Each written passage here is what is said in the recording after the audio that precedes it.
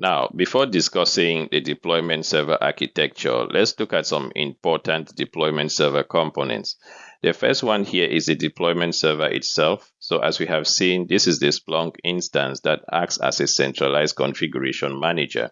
And it can be any full Splunk Enterprise instance. So basically, we have seen how we can download Splunk Enterprise and then use it to function as different components, like, indexers, search heads. We've even seen the case of the heavy forwarder. So such an enterprise instance can also function as a deployment server. The next one here is a deployment client, which in the documentation you are going to see it referred to sometimes as agent.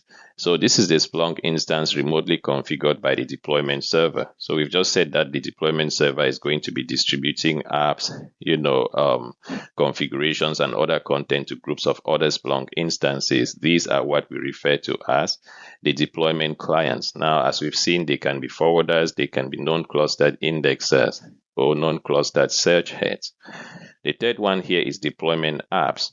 So deployment apps, as we have seen, those are the set of apps configurations, maybe like inputs.conf, outputs.conf, as we touched on in the case of, our universal forwarder or content that is maintained on the deployment server. So these are the apps that you are actually going to be deploying to your deployment clients. And as we have seen, these are going to be deployed as a unit to a group of deployment clients.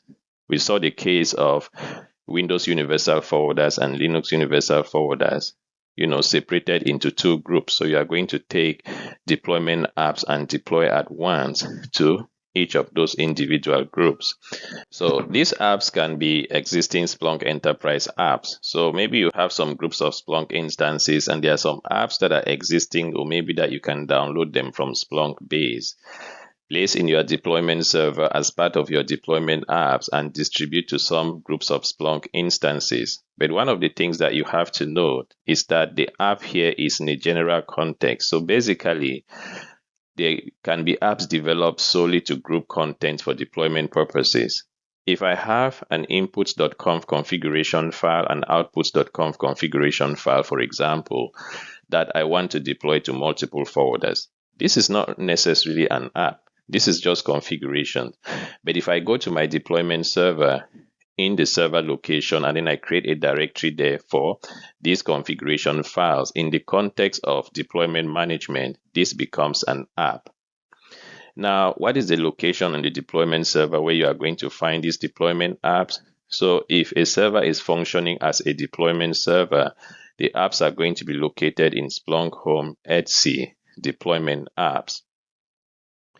And then what about a server class? That is another very important concept here. Now, we have seen that groups of deployment clients are going to share the same characteristics. So this is where the server class comes in.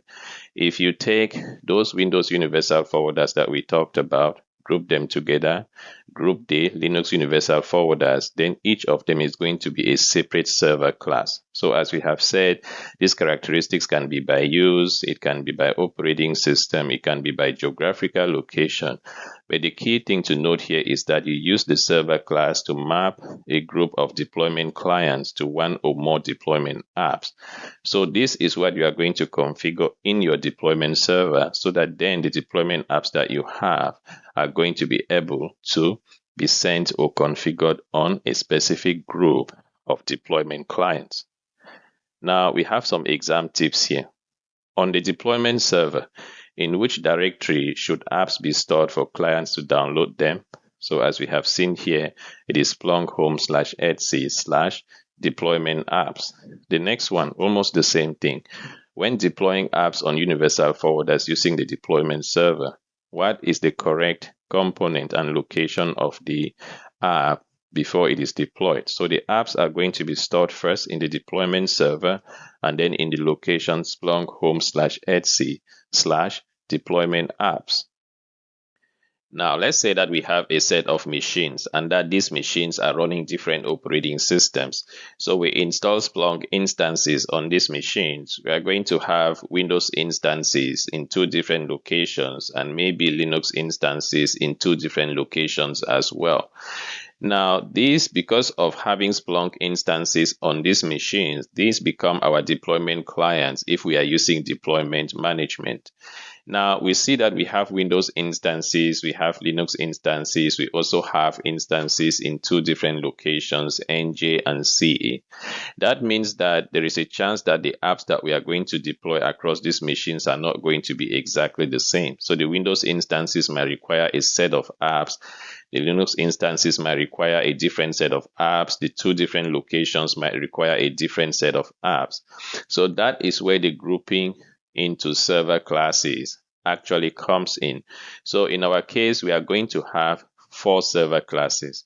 The first set here is going to be operating systems based. So we are going to create a server class that is for Windows machines.